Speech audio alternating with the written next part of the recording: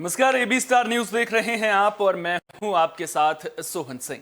वक्त हो चला है देश लाइव का, जिसमें बात करेंगे तमाम अहम खबरों की। शुरुआत करेंगे भूकंप की खबर के साथ में। दिल्ली एनसीआर में मंगलवार देर रात भूकंप के झटके महसूस किए गए। आपको बता दें कि 2 बार भूकंप की वजह से धरती हिली, जिसके बाद लोग अपने घरों से बाहर निकल आए।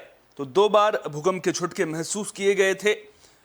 बता दें कि भूकंप के झटके रात को करीब 2 बजे महसूस किए गए। कुछ देर बाद जब दोबारा भूकंप के झटके लगे तो लोग अपने घरों से बाहर निकले। वहीं भूकंप का केंद्र रहे नेपाल में भूकंप से 6 लोगों की मौत की खबर है। जानकारी के मुताबिक नेपाल के डोटी जिले में एक घर गिरने से इन लोगों की मौत हुई है। जानकारी के मुताबिक भूकंप की तीव्रता 6.3 से ज्यादा थी। दिल्ली एनसीआर के अलावा यूपी और उत्तराखंड के आसपास के जिलों में भी लोगों ने भूकंप के झटके महसूस किए। नेशनल सेंटर फॉर सिस्मोलॉजी से मिली जानकारी के मुताबिक भूकंप का केंद्र नेपाल के मणिपुर में जमीन से 10 किलोमीटर नीचे था। बता दें कि उत्तर भारत में महज 5 घंटे के अंदर दूसरी बार भूकंप के झटके महसूस किए गए। इससे पहले रात को 8:52 पर लखनऊ समेत यूपी के कई हिस्सों में भूकंप के झटके महसूस किए गए थे। उस वक्त भूकंप की तीव्रता रिक्टर स्केल पर 4.9 मापी गई थी। नेपाल में मंगलवार को 24 घंटे के भीतर भूकंप के 3 झटके महसूस किए गए थे। वहीं डोटी जिले में 6 लोगों की मौत की भी खबर सामने आ रही है। बड़ा नुकसान भूकंप की वजह से हुआ है।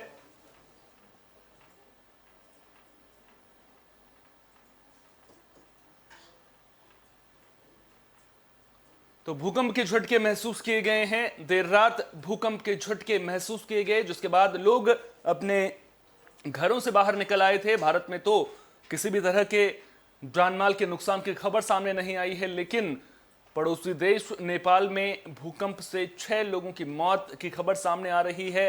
जो जानकारी मिल रही है उसके मुताबिक भूकंप की वजह से एक मकान गिर गया था। डोटी जिले में यह हादसा हुआ, जिसमें 6 लोगों की मौत हो गई है।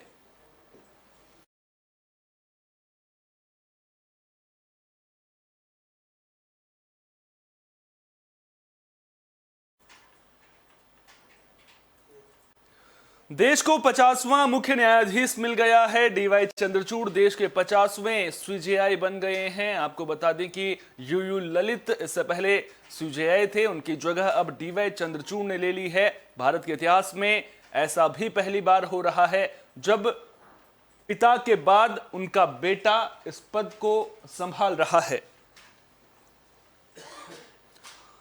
राष्ट्रपति भवन में आयोजित कार्यक्रम में राष्ट्रपति द्रौपदी मुर्मू ने चंद्रचूड़ को शपथ ग्रहण करवाया। डीवाई चंद्रचूड़ ने सीजेआई यूयू ललित की जगह ली है। बता दें कि इससे पहले 6 नवंबर को सीजेआई यूयू ललित को औपचारिक सेरेमोनियल बेंच गठित कर विदाई दी गई थी। जस्टिस डीवाई चंद्रचूड़ के पिता यशवंत विष्णु चंद्रचूड़ देश के 16वें चीफ जस्टिस थे। वाईवी चंद्रचूड़ का कार्यकाल 22 फरवरी 1978 से 11 जुलाई 1985 तक करीब 7 साल का रहा, जो किसी भी सीजेआई का सबसे लंबा कार्यकाल है। उनके रिटायर होने के करीब 37 साल बाद डीवाई चंद्रचूड़ सीजेआई बने हैं। यह सुप्रीम कोर्ट के भी इतिहास का पहला उदाहरण है जब पिता के बाद बेटा भी सीजेआई बन रहा है। जस्टिस डीवाई चंद्रचूड़ के फैसले चर्चित रहे हैं। इनमें साल 2018 में विवाहेतर संबंधों यानी व्यभिचार कानून को खारिज करने वाला फैसला भी शामिल है। 1985 में तत्कालीन सीजेआई वाईवी चंद्रचूड़ की पीठ ने सौमित्र विष्णु मामले में भांदवी की धारा 497 को कायम रखते हुए कहा था कि संबंध बनाने के लिए फुसलाने वाला पुरुष होता है, ना कि महिला। वहीं डीवाई चंद्रचूड़ ने 2018 के फैसले में 497 को खारिज करते हुए कहा था, व्यभिचार कानून महिलाओं का पक्षधर लगता है, लेकिन असल में ये महिला विरोधी है। शादीशुदा संबंध में पति पत्नी दोनों की एक बराबर जिम्मेदारी है, फिर अकेली पत्नी पति से ज्यादा क्यों सहे। व्यभिचार पर दंडात्मक प्रावधान संविधान के तहत समानता के अधिकार का परोक्ष रूप से उल्लंघन है, क्योंकि यह विवाहित पुरुष और विवाहित महिलाओं से अलग अलग बर्ताव करता है। तो अब कहीं ना कहीं डीवाई चंद्रचूड़ के कंधों पर बड़ी जिम्मेदारी रहेगी और देखना दिलचस्प होगा कि सीजेआई रहते हुए वो कौन कौन से अहम फैसले होते हैं जो उनकी बेंच आगे आने वाले समय में देती है। देखना दिलचस्प होगा कि जिस तरह से उनके पहले के फैसले चर्चित रहे हैं, क्या आने वाले दिनों में भी ऐसा देखने को मिलेगा। लेकिन अब यूयू ललित की जगह वो ले रहे हैं और देश का प्रमुख पद वो ग्रहण कर रहे हैं। सुप्रीम कोर्ट के सीजेआई का पदभार उन्होंने ग्रहण कर लिया है।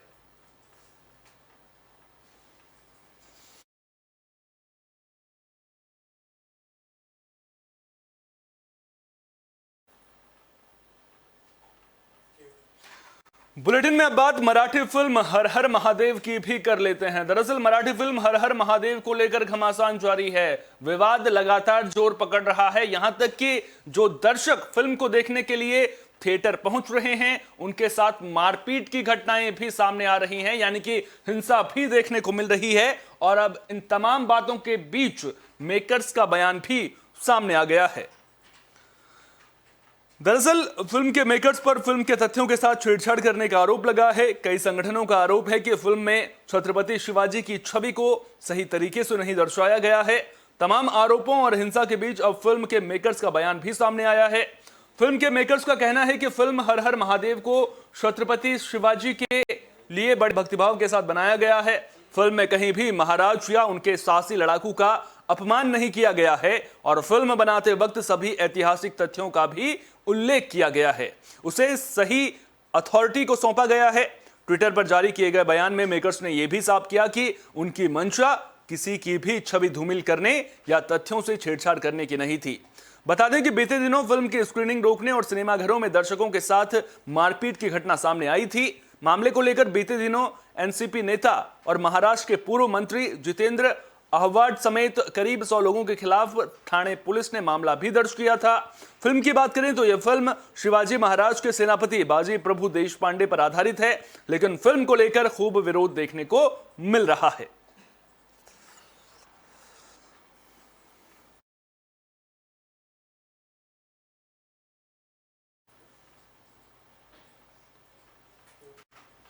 बिहार में शराबबंदी लागू है, लेकिन इसके बावजूद शराब बेचे जाने और शराब खरीदे जाने के मामले भी सामने आते रहे हैं। इतना ही नहीं, जहरीली शराब से मौत के मामले भी अक्सर सामने आ जाते हैं। शराबबंदी को लेकर समीक्षा बैठकें देखने को मिलती हैं। मुख्यमंत्री नीतीश कुमार लगातार समीक्षा भी कर रहे हैं, उन्हें सुझाव भी दिए जा रहे हैं। बिहार पुलिस भी गिरफ्तारियां लगातार कर रही है, लेकिन इसके बावजूद शराबबंदी असरदार साबित होती हुई नजर नहीं आ रही है। इन सब के बीच कुल मिलाकर देखा जाए तो शराबबंदी को लेकर सियासत भी खूब हो रही है। अब शराबबंदी को लेकर पूर्व मुख्यमंत्री जीतन राम मांझी ने नीतीश कुमार को एक सुझाव दिया है, जिसकी चर्चा खूब हो रही है। दरअसल मांझी ने कहा है कि शराबबंदी की वजह से बिहार की जेलें भरी हुई हैं, इस पर समीक्षा होनी चाहिए। साथ ही एक क्वार्टर शराब पीने वालों को नहीं पकड़ना चाहिए। दरअसल मांझी का यह बयान बिहार में शराबबंदी को सफल बनाने के लिए नीतीश सरकार के रणनीति में बदलाव करने के बाद आया है। मांझी दिल्ली में मीडिया कर्मियों से बातचीत कर रहे थे। इस दौरान उन्होंने कहा कि वे शराबबंदी के पक्ष में हैं, लेकिन शर्त यह है कि शराबबंदी को सही से लागू करना चाहिए। अभी आलम यह है कि शराब पीने के आरोप में गरीब लोग जेल में बंद हैं और बड़े बड़े तस्कर आराम से घूम रहे हैं। मांझी ने बिहार में शराबबंदी कानून की समीक्षा की मांग की। उन्होंने कहा कि पुलिस ब्रेथ एनालाइजर से लोगों की चेकिंग करती है, ये मशीन कभी गलत भी बताती है। जेलों में 70% लोग ऐसे बंद हैं जो सिर्फ आधा लीटर या 250 ग्राम शराब पीते हुए पकड़े गए हैं। ये ठीक नहीं है। जो लोग 125 या 250 ग्राम शराब पीते हैं, उन्हें नहीं पकड़ना चाहिए। 2 दिन पहले मुख्यमंत्री नीतीश कुमार ने शराबबंदी की समीक्षा बैठक भी की थी। इस दौरान उन्होंने अधिकारियों को निर्देश दिए थे कि शराबियों को पकड़ने के बजाय शराब तस्करों और बेचने वालों पर नकेल कसें। हालांकि इसका मतलब यह नहीं है कि शराब पीने वालों के खिलाफ कार्रवाई नहीं होगी।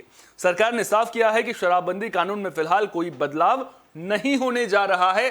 तो जिस तरह से घमासान देखने को मिल रहा है, तमाम तरीके बिहार सरकार अपनाती हुई नजर आ रही है, लेकिन उसके बावजूद नतीजा कुछ खास देखने को नहीं मिल रहा है। ऐसे में अब जीतन राम मांझी का यह बयान कहीं ना कहीं जो शराबबंदी कानून है उसकी अवहेलना करता हुआ जरूर नजर आता है। अब क्या नीतीश कुमार शराबबंदी को लेकर के कोई और बड़ा फैसला लेंगे, क्योंकि अभी फिलहाल इसके आसार नजर नहीं आ रहे हैं। लेकिन जो सख्ती है वो अब आगे किस तरह से बढ़ती जाए ताकि लोगों में शराब के खिलाफ जागरूकता बढ़े, लोग कानून का पालन करें, इस दिशा में कहीं ना कहीं नीतीश सरकार को सोचने की जरूरत है।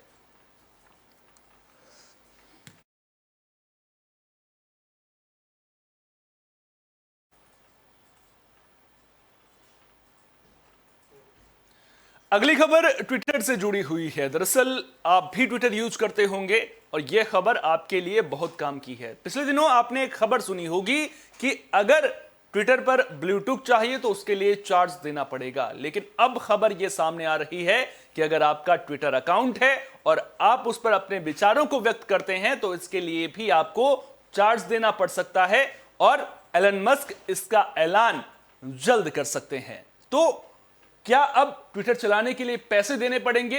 यह कहीं ना कहीं लोगों के मन में सवाल उठने लगा है, क्योंकि इस तरह की खबरें लगातार सामने आ रही हैं। तो अगर आप ट्विटर यूजर हैं और आपके पास ब्लू टिक नहीं है, तब भी आपको शुल्क का भुगतान करना पड़ सकता है। ट्विटर की कमान हाथ में आते ही एलन मस्क ने कड़े फैसले लेने शुरू कर दिए थे। सबसे पहले तो उन्होंने ट्विटर की उच्च पोस्ट पर बैठे भारतीयों को कंपनी से बाहर का रास्ता दिखाया और उसके बाद जिन यूजर्स के पास ब्लू टिक का मार्क है उन्हें झटका दिया। मस्क ने ऐलान किया था कि ब्लूटिक यूजर्स को करीब 650 रुपए प्रति महीने का भुगतान करना होगा। ब्लूटिक यूजर्स इस फैसले से सख्त में थे कि अब खबरें आ रही हैं कि यदि आप ब्लूटिक यूजर नहीं हैं तब भी आपको ट्विटर का इस्तेमाल करने के लिए शुल्क का भुगतान करना पड़ सकता है। लेकिन फिलहाल इस बात की पुष्टि करना कि ट्विटर के लिए इस्तेमाल करने पर आम यूजर्स को रुपए देने होंगे या नहीं मुश्किल है। कुछ रिपोर्ट्स ये बता रही हैं कि मस्क ने हाल ही में कंपनी के कर्मियों के साथ बैठक की, जिसमें यह चर्चा की गई कि यूजर्स को महीने में लिमिटेड समय दिया जाए, जिसके पूरा हो जाने के बाद उन्हें कंपनी की ओर से शुरू किया जाने वाला प्लान लेना होगा। इस प्लान को लेने के बाद ही यूजर ट्विटर को फिर से चला सकेंगे। एलन मस्क के ट्विटर पर टेक ओवर के बाद यह सोशल मीडिया प्लेटफॉर्म काफी चर्चा में बना हुआ है। मस्क हर दिन कुछ ना कुछ बदलाव करने में लगे हुए हैं। खबरें तो यह भी सामने आ रही हैं कि ट्विटर में नौकरी करने वाले कई एम्प्लॉय को अपनी नौकरी से हाथ धोना पड़ सकता है। हाल ही में एक रिपोर्ट सामने आई थी कि मस्क ने एक गर्भवती को नौकरी से निकाल दिया, जिसने मस्क से कोर्ट में मिलने की बात तक कह दी।